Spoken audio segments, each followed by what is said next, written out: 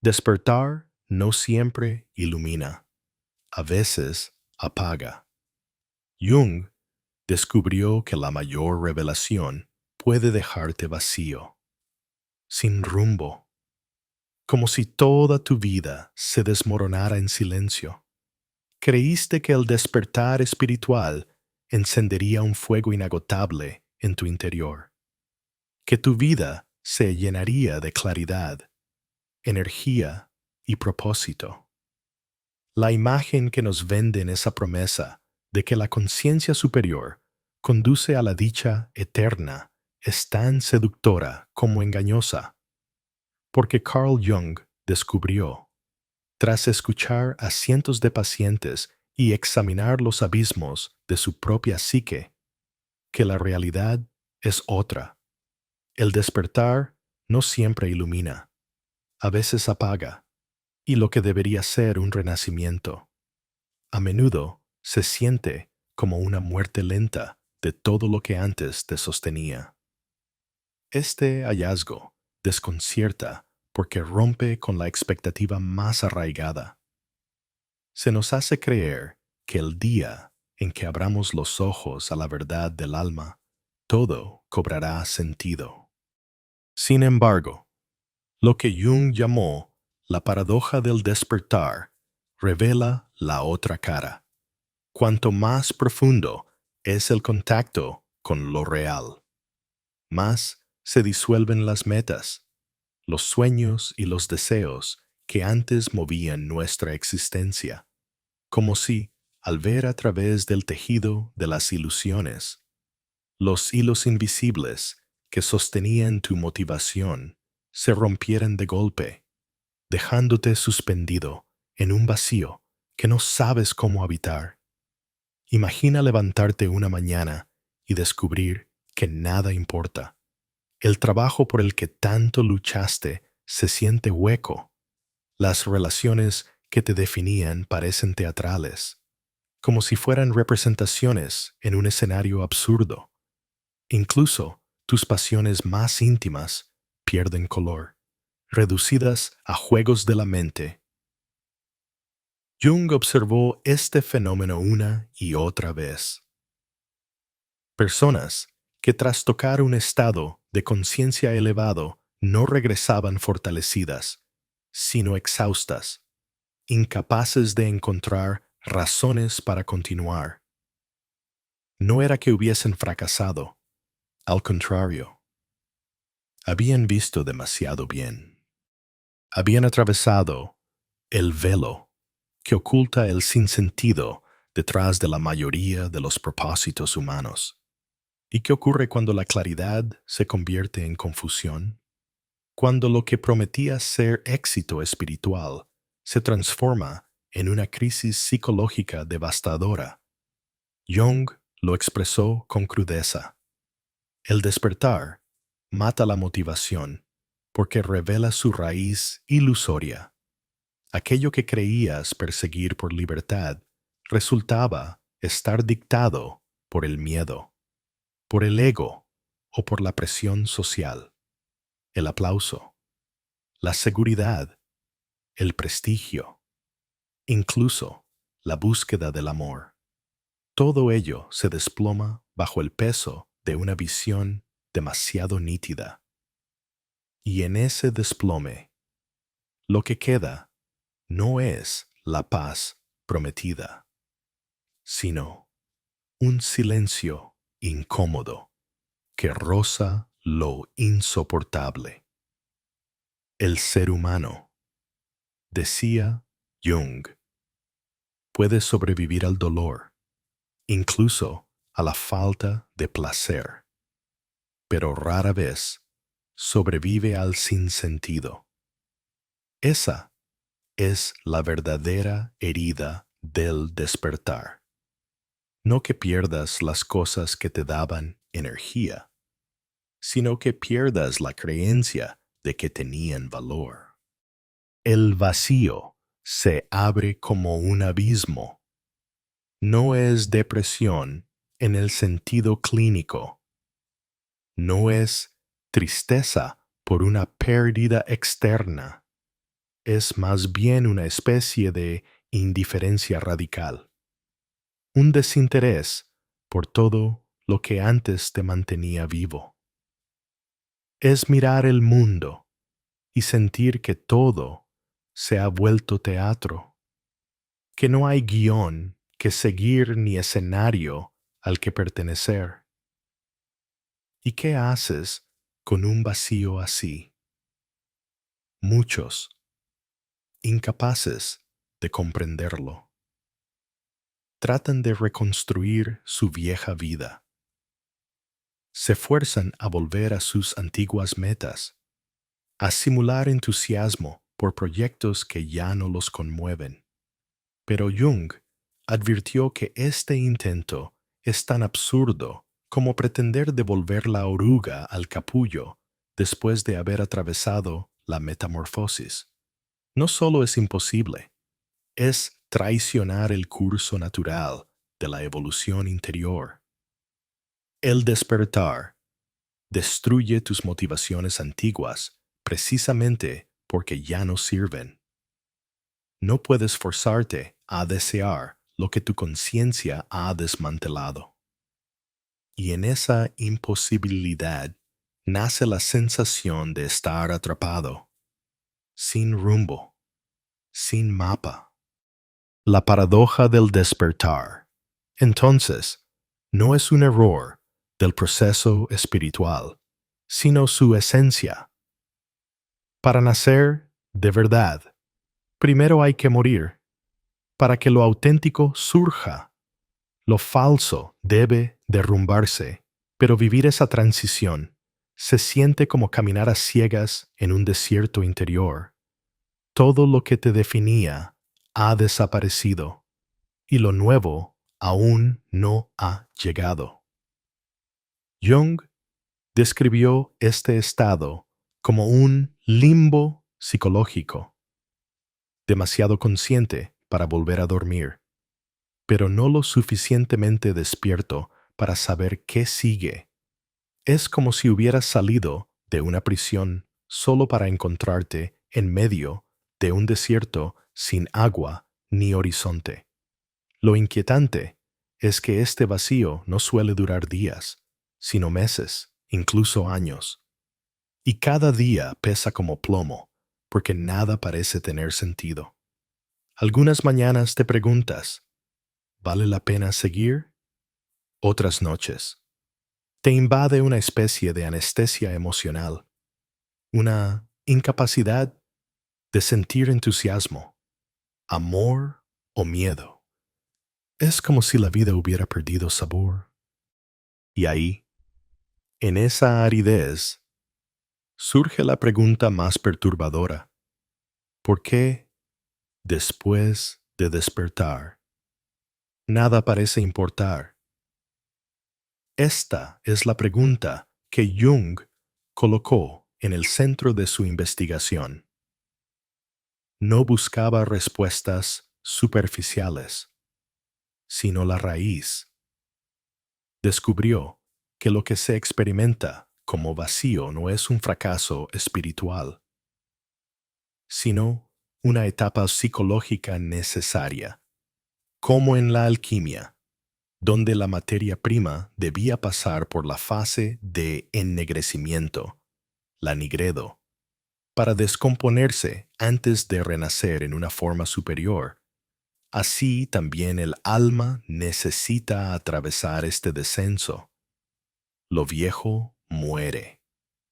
Y en la oscuridad de esa muerte comienza a gestarse lo nuevo. Pero mientras tanto, el vacío se siente insoportable. Y sin comprensión, se convierte en un riesgo mortal. El de confundir transformación con ruina. Jung insistía en que reconocer la naturaleza de este vacío es lo único que lo convierte en un umbral y no en una tumba. Si lo entiendes como un castigo, quedarás atrapado en la desesperación. Si lo comprendes como parte del viaje, podrás habitarlo hasta que empiece a revelar sus frutos ocultos. Porque el vacío no está realmente vacío, está lleno de posibilidades aún no visibles, como la tierra oscura, que parece estéril, pero que guarda en silencio la semilla que un día brotará. El problema es que la mente moderna, acostumbrada a controlar y a planificar, no sabe esperar. Y ese es el mayor desafío. No salir corriendo de la nada, sino aprender a permanecer en ella. Así comienza el verdadero camino del despertar. No en los destellos de luz que nos seducen, sino en la noche oscura que nos desconcierta. El inicio no es glorioso, es desolador. Y solo quienes se atreven a quedarse en ese desierto sin huir descubren que, poco a poco, el vacío puede transformarse en un terreno fértil. Lo que al principio parecía muerte se revela como un embarazo espiritual. La paradoja es brutal. El despertar mata tu motivación porque está pariendo otra, más auténtica y más profunda, que todavía no reconoces. Su nombre era María, y lo que vivió parecía, al principio, la culminación de toda búsqueda espiritual. Durante años había practicado meditación, leído textos místicos y perseguido la promesa de la iluminación. Una tarde, en medio de una sesión profunda, experimentó lo que los antiguos describen como la muerte del ego, una disolución completa de su identidad personal, como si su yo se hubiese deshecho en un océano infinito de conciencia universal.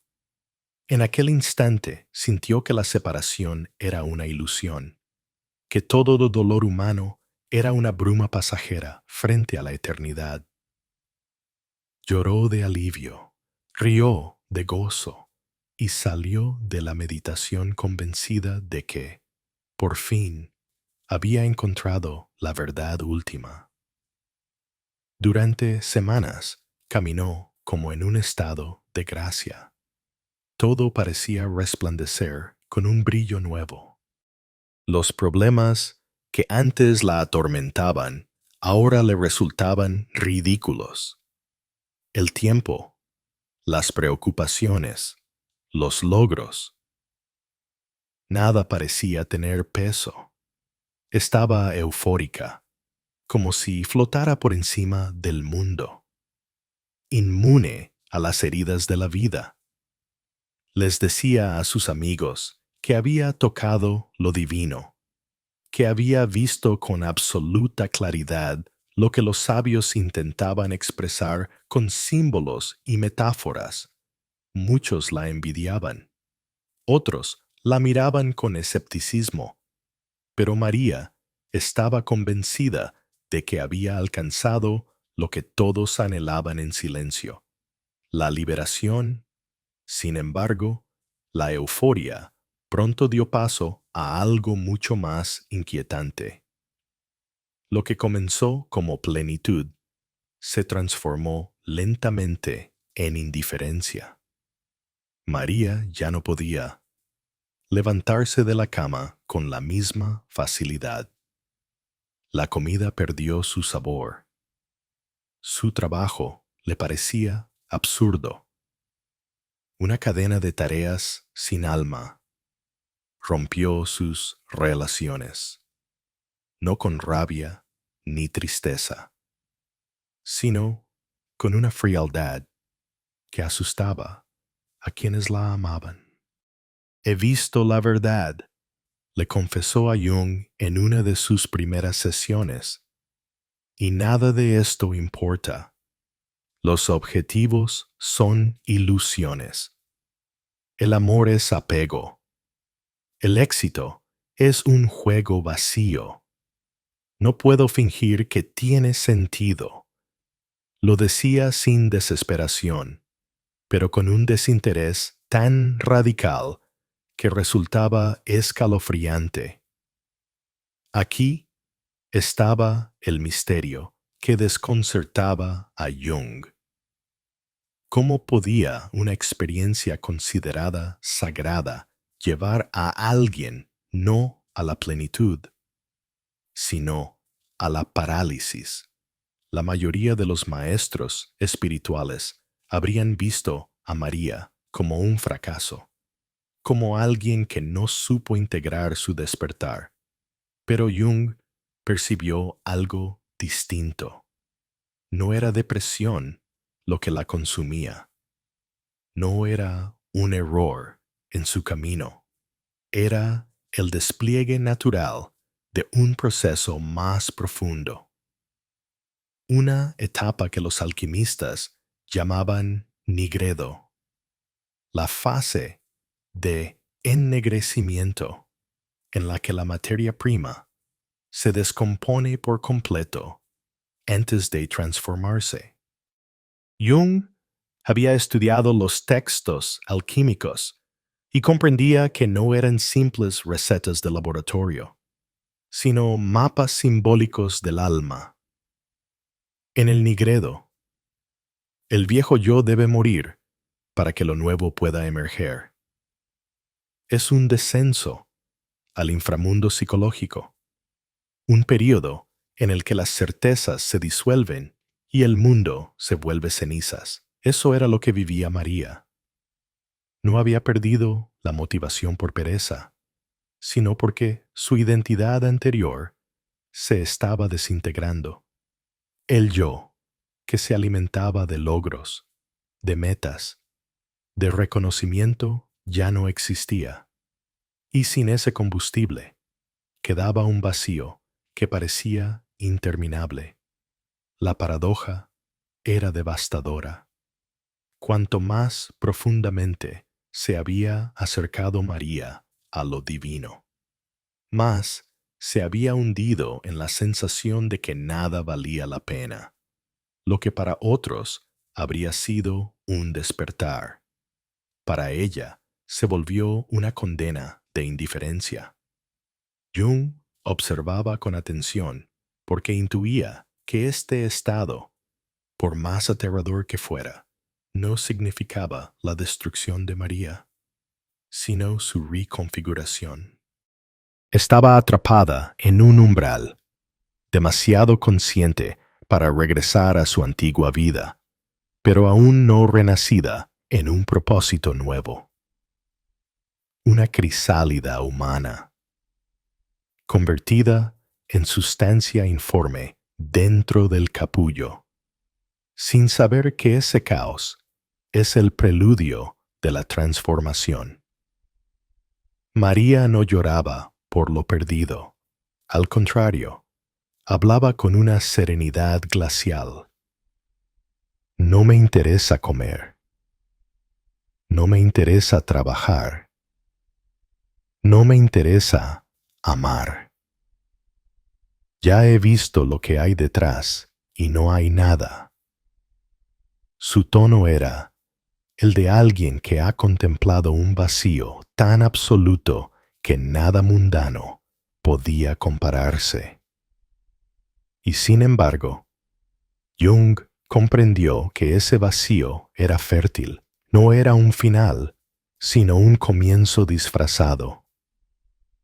Lo que vives, le explicó con cautela, no es fracaso espiritual, sino una muerte psicológica necesaria. El yo viejo debe desaparecer para que algo más auténtico pueda nacer. El caso de María lo llevó a formular una idea revolucionaria, que el despertar espiritual, en lugar de ser la llegada triunfal a un estado superior, es a menudo el inicio de un duelo por las motivaciones que mueren, por las ilusiones que ya no sostienen, por el yo que se derrumba. Y como todo duelo, requiere atravesar una fase de oscuridad. La diferencia es que esta oscuridad no es patológica, sino evolutiva. Es el crisol donde lo viejo se disuelve para dar espacio a lo nuevo. Jung comprendió que María no estaba enferma, estaba en tránsito, pero el tránsito es cruel. Es vivir día tras día con la sensación de ser un fantasma en la propia vida. Es despertar por la mañana y sentir que no hay razón para levantarse. Es mirar al espejo y no reconocer a la persona que te devuelve la mirada. María estaba allí, suspendida entre la euforia perdida y un vacío interminable, sin mapa ni guía. Su historia estremecía porque mostraba que la iluminación, tan celebrada, también puede desgarrar. Y en ese desgarro, el peligro no es solo perder el sentido, sino interpretar ese estado como un error y querer escapar de él. Jung se convirtió en su testigo y en su guía. No intentó devolverle las motivaciones antiguas, porque sabía que estaban muertas. Tampoco trató de distraerla con soluciones rápidas, porque habría sido como tapar una herida con un vendaje sucio. En cambio, la invitó a mirar el vacío de frente, a reconocer que en ese aparente desierto se gestaba algo nuevo. Lo que sientes como muerte, le dijo, es en realidad un parto. Tu alma está disolviendo lo que ya no sirve para que emerja lo que siempre estuvo esperando. El enigma de María se convirtió, así, en una clave para comprender la paradoja del despertar. Su historia revelaba que no se trata de llegar a un estado perpetuo de gozo, sino de atravesar la noche oscura del alma, el nigredo inevitable que antecede al renacimiento. Y Jung lo sabía. Solo quien acepta esa muerte simbólica puede encontrar, algún día, una vida auténtica. Lo que a primera vista parece ruina, es en realidad el suelo fértil donde germina el nuevo sentido. Pero mientras tanto, la oscuridad devora y el vacío amenaza con tragarse todo. Hay un punto en el camino del despertar que resulta insoportable porque no se parece a nada conocido. No es el sueño de la inconsciencia, pero tampoco es el esplendor de un renacimiento. Jung lo describió con precisión. Es estar demasiado consciente para volver a dormir, pero no lo suficientemente despierto para renacer. Un estado intermedio, ambiguo, en el que todo lo viejo se ha derrumbado y lo nuevo todavía no tiene forma. Ese terreno incierto es lo que podríamos llamar un limbo psicológico. Y quienes lo atraviesan saben que se siente como estar suspendido en un espacio vacío donde el tiempo avanza. Pero la vida parece detenida. En este limbo, los días pierden su textura.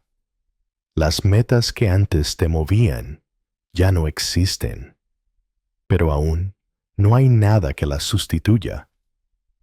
Es como estar parado en un umbral con las puertas cerradas a ambos lados.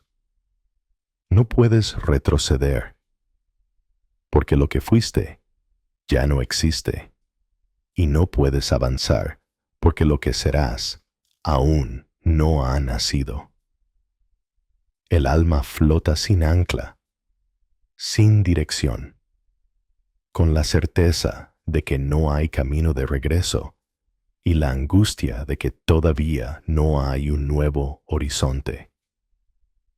Este estado es tan real como cualquier emoción humana, pero rara vez es comprendido por quienes lo miran desde fuera. Jung encontró en la alquimia una metáfora poderosa para comprender este tránsito. La crisálida, la oruga que entra en el capullo, no se transforma de inmediato en mariposa. Primero se disuelve. Literalmente, su cuerpo se convierte en una sustancia amorfa, un líquido sin forma. En ese estado, no es ya oruga, pero tampoco es mariposa. Es un ser en suspenso, en descomposición y gestación simultáneas. Lo que parece caos es, en realidad, el requisito para que emerja algo radicalmente nuevo. Así también ocurre con la psique humana. Después de la muerte del yo viejo, lo que queda es un período en el que uno ya no se reconoce, pero todavía no puede habitar su nueva identidad. Lo desconcertante es que esta fase se siente como un error. La persona piensa, he hecho algo mal, me he roto, he perdido mi motivación para siempre. Pero Jung veía en ello no un fallo, sino la prueba de que el proceso está funcionando, porque el verdadero renacimiento no ocurre sin este intervalo de disolución. El problema es que nuestra cultura no nos prepara para habitar el vacío. Se nos educa para avanzar, para producir, para tener siempre un propósito claro. Y cuando ese propósito desaparece, el limbo nos parece una condena.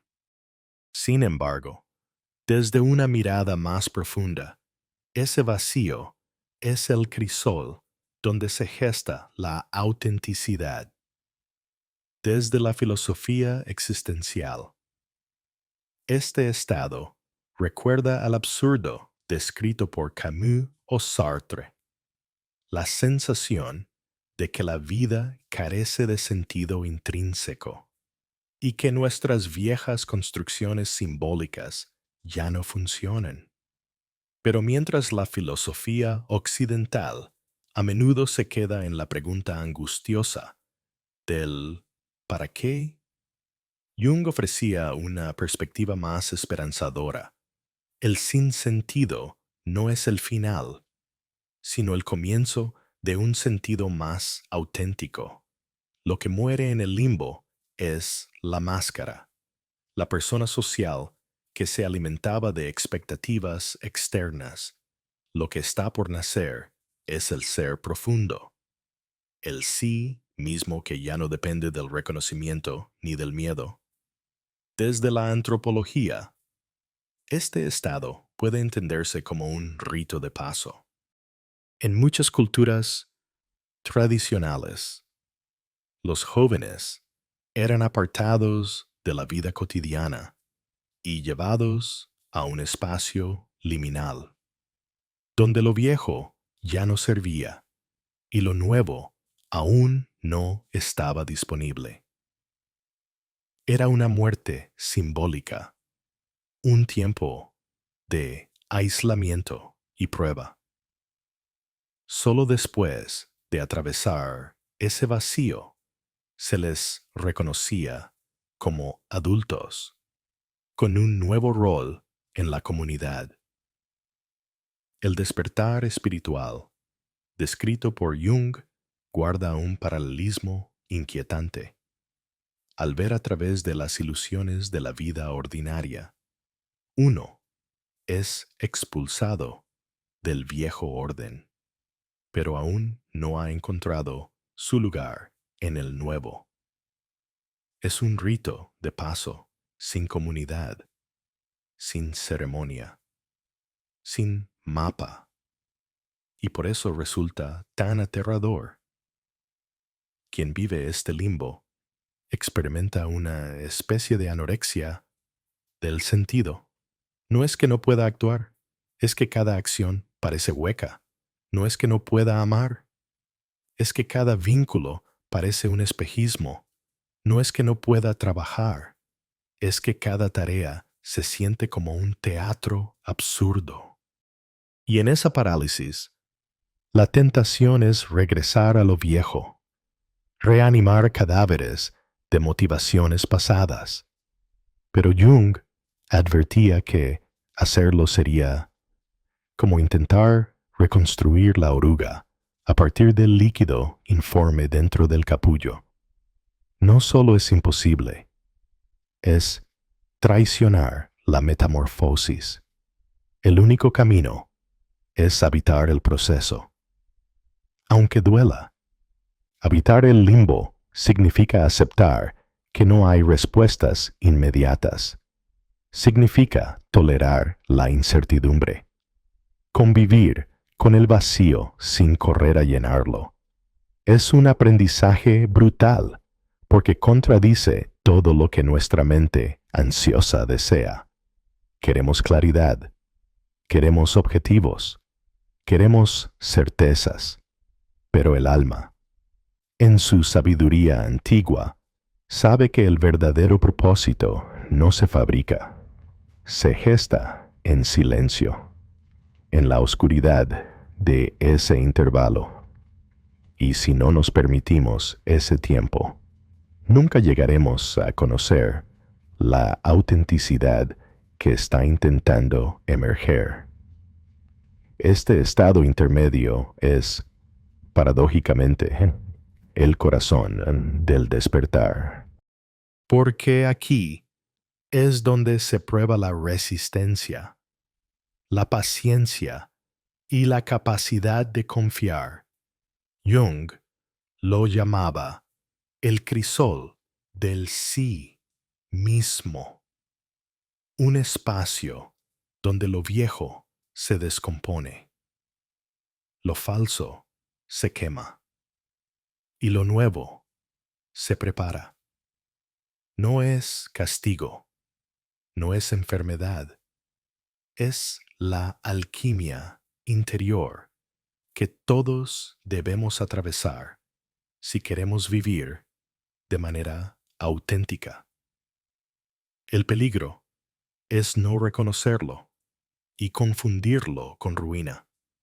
El desafío es aceptarlo como la antesala de un nacimiento. Así, el limbo psicológico no es señal de que te has roto, sino de que estás siendo rehecho. No es un callejón sin salida, sino un pasillo oscuro que conduce a una puerta que todavía no puedes ver. Y aunque el vacío duela, aunque la espera desespere, Jung recordaba que en ese mismo silencio germina la semilla de una vida nueva, como la mariposa, que solo puede desplegar sus alas después de haberse rendido a la oscuridad del capullo. También el alma necesita esta pausa, este intervalo de desintegración. Lo que parece muerte es, en verdad, el preludio del renacimiento. Jung descubrió que gran parte de lo que llamamos propósito, en realidad, es un disfraz.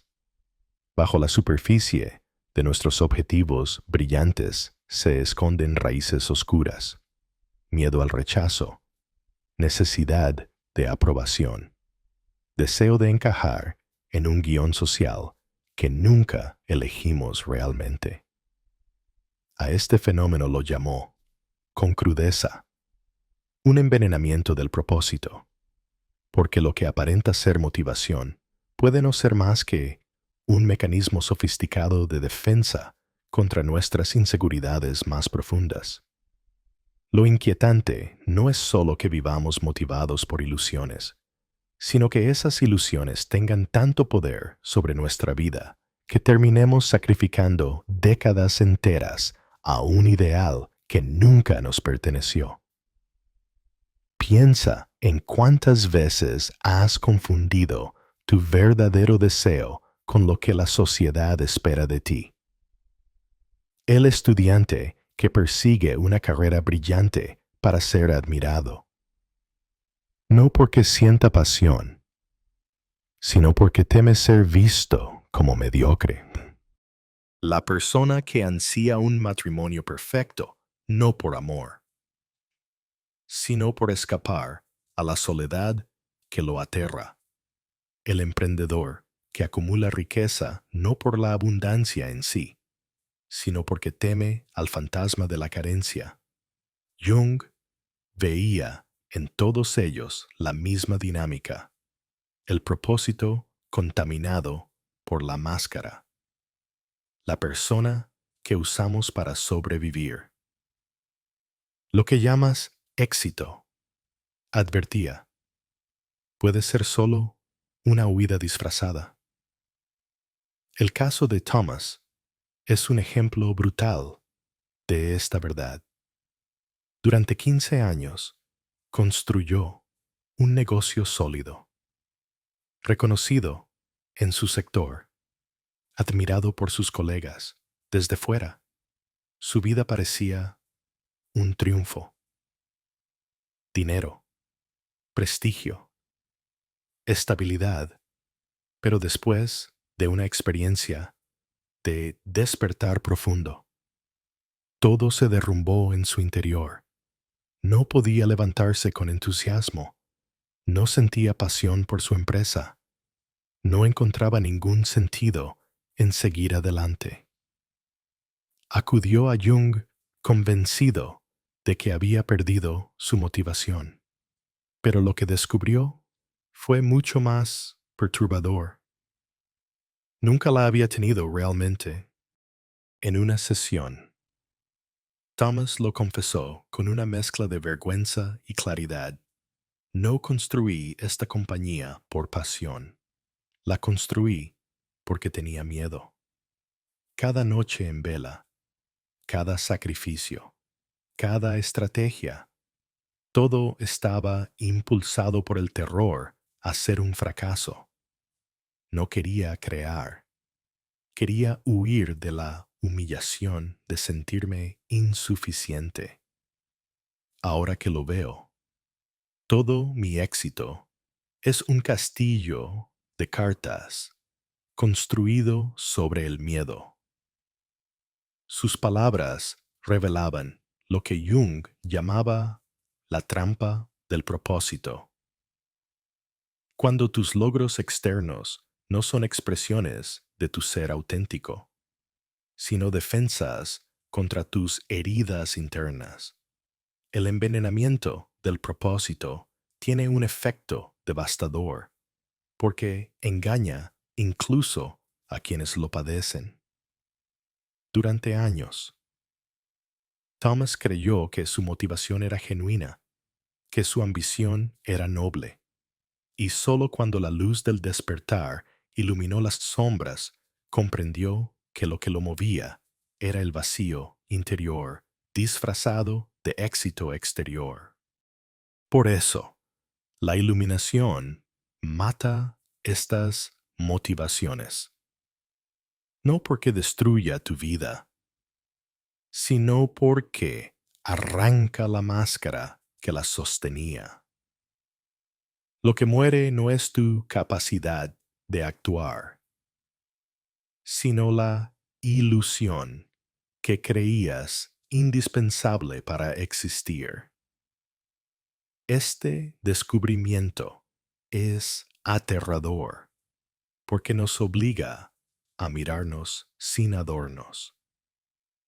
¿Cuánto de lo que persigues nace del miedo? ¿Cuántas de tus metas son en realidad intentos desesperados de ser querido, de no sentirte solo, de tapar la sensación de no valer lo suficiente? Jung nos mostró que la mayoría de nuestras motivaciones, por muy brillantes que parezcan, son ecos de heridas no resueltas. Y cuando despiertas, esas heridas ya no pueden sostener la maquinaria de tu vida. Se desmoronan, dejándote frente al vacío.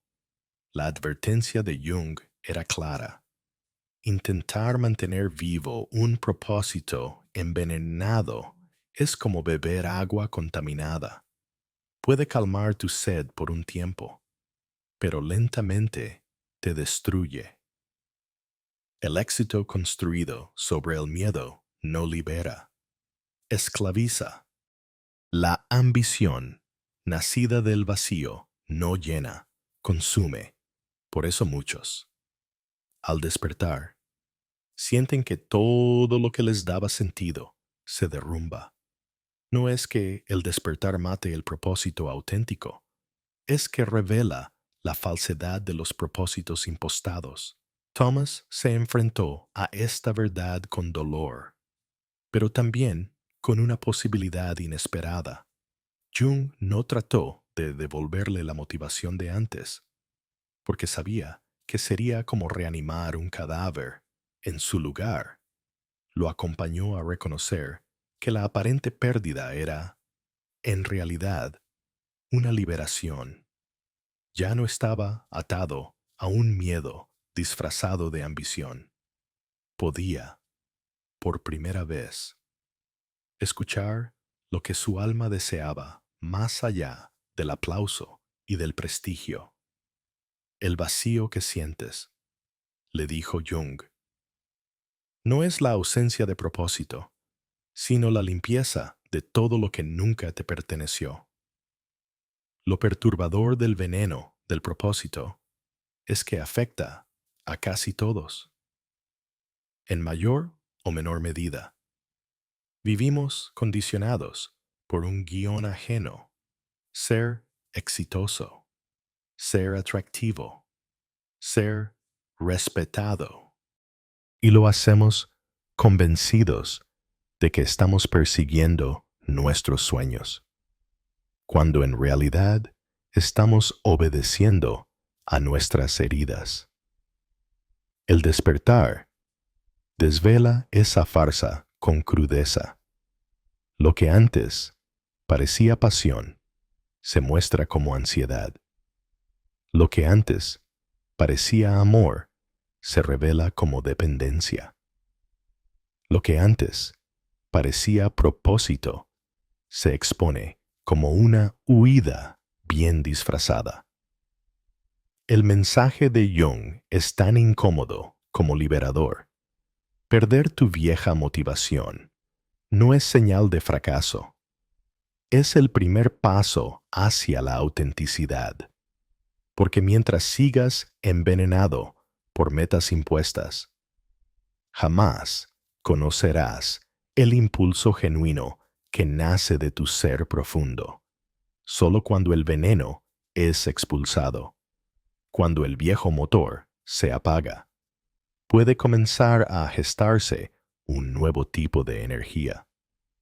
Una motivación que no surge del miedo a lo que eres, sino de la plenitud de lo que puedes llegar a ser.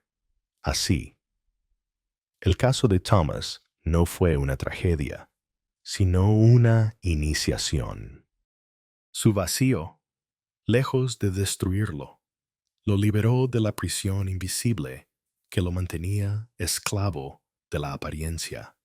Y aunque el precio fue alto, la pérdida de un propósito que lo había definido durante años, el beneficio era inconmensurable. La posibilidad de vivir desde un centro más auténtico, Jung lo sabía. El veneno del propósito solo puede ser curado con la muerte de las motivaciones falsas. lo que duele como pérdida, en realidad es el comienzo de la sanación. Cuando el veneno del propósito se disuelve, lo primero que queda es el silencio. Un silencio incómodo, como un desierto interior donde nada florece, durante meses, incluso años. Muchos sienten que no hay impulso posible, que la vida se ha vaciado de sentido. Pero Jung descubrió que, en medio de ese aparente vacío, comienza a gestarse algo radicalmente distinto, un tipo de motivación que no surge del miedo ni de la presión externa, sino de un llamado interno tan sutil que al principio apenas se percibe. Lo llamó el llamado del alma. La diferencia con la motivación envenenada es abismal. La motivación del ego empuja con urgencia, exige, presiona. Se alimenta de frases como debo hacerlo o tengo que lograrlo. Es una fuerza ansiosa que se siente en la cabeza como presión y en el cuerpo como tensión. En cambio, la motivación del alma no empuja, atrae, no grita, susurra, no demanda, invita. Es menos un tengo que y más un me nace hacerlo. Se siente como una corriente suave pero inevitable, como un río que fluye en la dirección natural de tu ser. Es tan diferente de lo que estamos acostumbrados que muchos la confunden con debilidad, cuando en realidad es la única fuerza capaz de sostener una vida auténtica. Sarah fue una de las pacientes que lo descubrió de la manera más clara. Durante años vivió impulsada por la ansiedad, miedo al fracaso, miedo al rechazo, miedo de no ser suficiente. Su energía parecía inagotable porque siempre estaba corriendo detrás de un ideal. Pero cuando atravesó un despertar profundo, ese motor murió de golpe. Durante meses pensó que estaba rota, que había perdido toda motivación. Sin embargo, en el silencio comenzó a notar pequeñas pulsaciones distintas. Ya no quería crear para impresionar, sino porque el acto de crear se sentía como respirar. Ya no quería ayudar a otros para ser vista como buena, sino porque el sufrimiento ajeno movía algo íntimo en su interior. No es un deber, le confesó a Jung. Es una especie de permiso, como si mi alma dijera, puedes hacerlo porque eres eso. David vivió un proceso parecido. Antes de su despertar, había estudiado leyes para cumplir con las expectativas familiares. Su motivación era la seguridad financiera y la aprobación de sus padres. Pero tras una experiencia de disolución del ego, esa motivación se apagó por completo. Pasó meses perdido, convencido de que su vida carecía de dirección. Sin embargo, empezó a sentir un impulso extraño, caminar por la naturaleza. Al principio lo hacía sin propósito, solo porque se sentía bien. Pero en esos paseos surgieron ideas sobre conservación ambiental, proyectos comunitarios, maneras de proteger lo que amaba. No se siente como motivación, le dijo a Jung. Es más bien como recordar algo que siempre supe pero había olvidado. Lo que emergía en él no era una meta externa, sino una resonancia interna, la certeza de que cuidar la tierra era simplemente una extensión de su ser. Estos testimonios revelaban el patrón que Jung identificó. El proceso consta de tres fases inevitables. Primero, la disolución. El viejo motor muere. Las motivaciones del ego se derrumban y la persona queda desnuda en el vacío. Segundo, la espera consciente. Un periodo en el que no hay prisa por llenar el silencio, en el que uno aprende a habitar la incertidumbre sin correr a buscar respuestas inmediatas. Es el equivalente al capullo donde todo se reduce a sustancia informe. Y tercero, la emergencia de nuevos impulsos, sutiles, espontáneos, sin justificación. No se basan en miedo o carencia, sino en autenticidad. No llevan la marca de la obligación, sino la textura de la libertad. El desafío es que esta nueva motivación no puede forzarse. No puedes pensarla ni fabricarla con voluntad. Solo puedes crear las condiciones internas para que aparezca. Jung hablaba de la necesidad de un ayuno motivacional. Abstenerse de volver a las metas viejas. Resistir la tentación de inventar nuevas obligaciones. Y esperar en el silencio hasta que surja lo verdadero. Es un proceso doloroso porque la mente teme al vacío. Pero también es el único camino hacia la autenticidad. Intentar saltárselo es como arrancar a la mariposa de su capullo antes de que sus alas estén listas. Condenarla a no volar nunca. Lo más inquietante del llamado del alma es que al principio no se siente grandioso. No trae consigo la euforia de los logros, ni el brillo de la ambición. Llega en forma de pequeños impulsos. Escribir unas líneas sin razón aparente, cuidar una planta, caminar por un bosque, tender la mano a alguien sin esperar agradecimiento.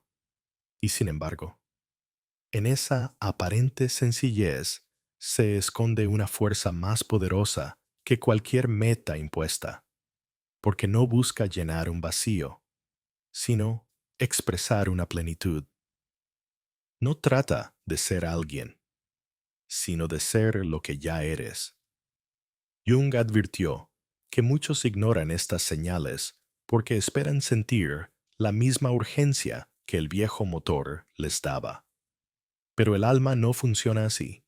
Sus llamados son suaves, casi imperceptibles. Solo cuando uno aprende a escucharlos con atención, como quien afina el oído en medio del silencio, comienza a reconocerlos. Y una vez reconocidos, crecen con naturalidad, hasta convertirse en la nueva fuente de energía vital. No son metas que te arrastran, son pulsos que te habitan. No se sostienen en la aprobación externa, sino en la coherencia interna. Así, lo que parecía el final, la pérdida de toda motivación, se revela como el comienzo de algo radicalmente nuevo. El vacío ya no es una tumba, sino un útero, y lo que nace allí es un tipo de motivación que no se mide en logros ni en aplausos, sino en resonancia con el propio ser. Jung lo resumió con una frase inquietante y luminosa a la vez. El alma no empuja, llama. Y si aprendes a escucharla, descubrirás que lo único que debes hacer es responder. Después de atravesar el desierto del vacío y reconocer que las viejas motivaciones habían muerto, Jung comprendió que el verdadero desafío no era recuperar lo perdido, sino aprender a acompañar el nacimiento de lo nuevo. Para ello, desarrolló un marco que no era teoría abstracta, sino el resultado de años de trabajo con pacientes que, como María, Thomas o David, habían visto cómo su vida quedaba suspendida entre la disolución y el renacer. Este marco constaba de tres fases que juntas conformaban lo que Jung llamó el renacimiento consciente, disolución consciente, imaginación activa y vida simbólica. La primera fase, la disolución consciente, consistía en aceptar la muerte de las motivaciones antiguas en lugar de resistirse a ellas.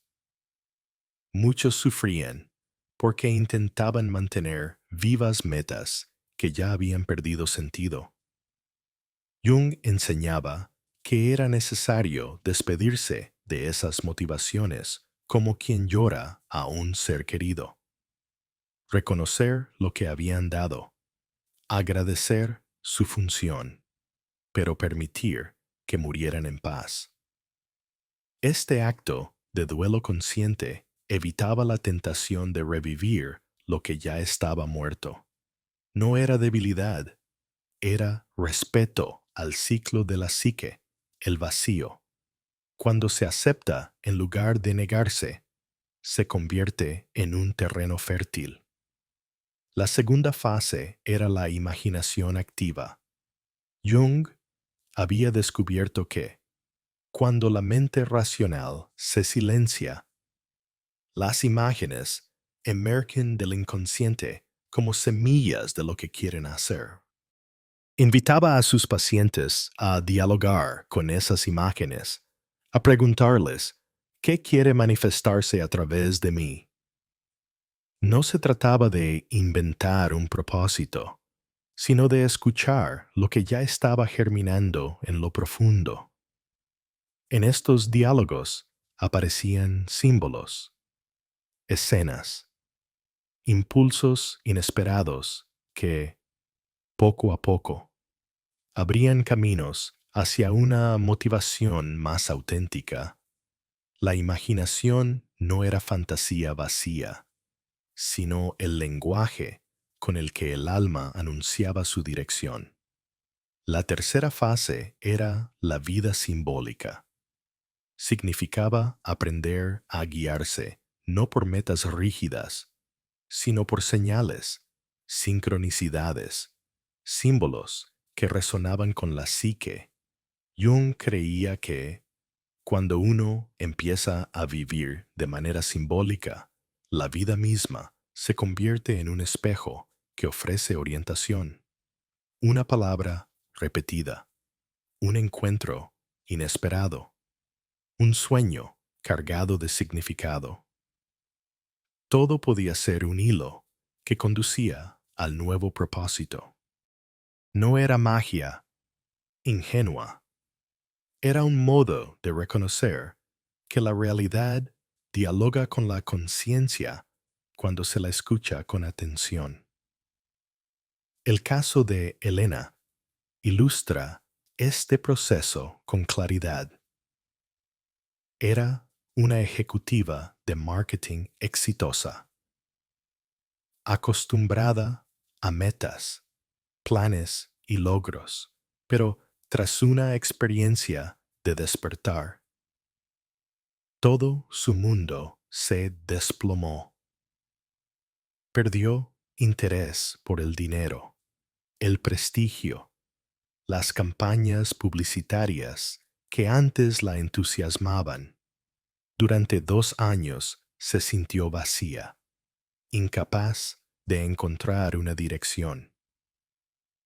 Al llegar a Jung, pensaba que había arruinado su vida.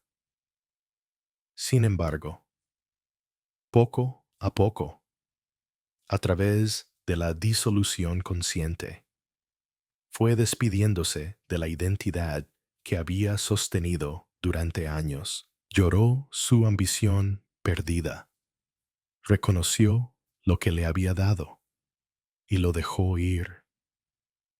En las sesiones de imaginación activa comenzaron a surgirle imágenes de colores, formas, paisajes. Al principio no les dio importancia, pero Jung la animó a explorarlas.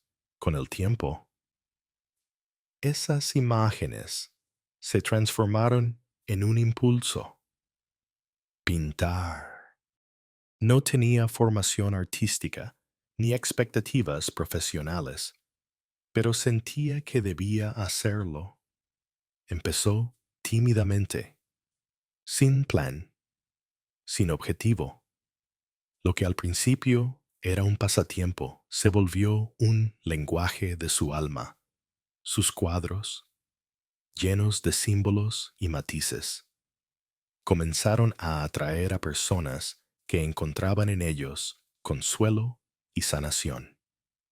Elena comprendió que su arte no era un proyecto de éxito externo, sino un canal de curación, un acto de belleza que nacía de la abundancia interior. Así, lo que en un principio parecía vacío se reveló como un útero espiritual. La falta de motivación no era señal de ruina, sino la antesala de una vida más auténtica. Jung lo expresó con una lucidez inquietante. El vacío no es un fracaso, es un embarazo. Lo que parece ausencia es, en realidad, gestación. Pero solo quienes se atreven a confiar en el proceso, sin apresurarlo, llegan a experimentar el renacimiento consciente. Elena, como otros, descubrió que lo que muere con el ego es el ruido, y lo que nace con el alma es la música. El renacimiento consciente no promete facilidad. Implica renunciar a la seguridad de los viejos motores, soportar la incertidumbre del limbo y atreverse a vivir guiado por símbolos más que por certezas. Pero quienes lo atraviesan emergen con una motivación tan pura que ya no depende de la aprobación, ni del miedo, ni de los logros externos. Es una fuerza serena, magnética, inevitable. No se siente como obligación, sino como destino aceptado. Y lo más transformador es que esta motivación no se agota, porque no surge de la carencia, sino de la plenitud. El mensaje de Jung resuena como una advertencia y una promesa. Advertencia: si intentas revivir tus viejas motivaciones, quedarás atrapado en un teatro vacío. Promesa: si aprendes a habitar el vacío, descubrirás un llamado más auténtico que cualquier meta que hayas perseguido. El despertar no mata tu vida, mata tus limitaciones. El vacío no es tu tumba, es tu matriz. ¿Y tú te atreves a confiar en el vacío como el lugar donde tu verdadero propósito está esperando nacer? Si este viaje ha resonado contigo, comparte en los comentarios lo que has sentido o comprendido. Cada palabra tuya puede convertirse en espejo para otros que también habitan este desierto interior. Y si quieres seguir explorando las enseñanzas de Jung sobre el alma y su despertar, quédate con nosotros en este canal. Aún queda mucho por descubrir en las profundidades de tu ser.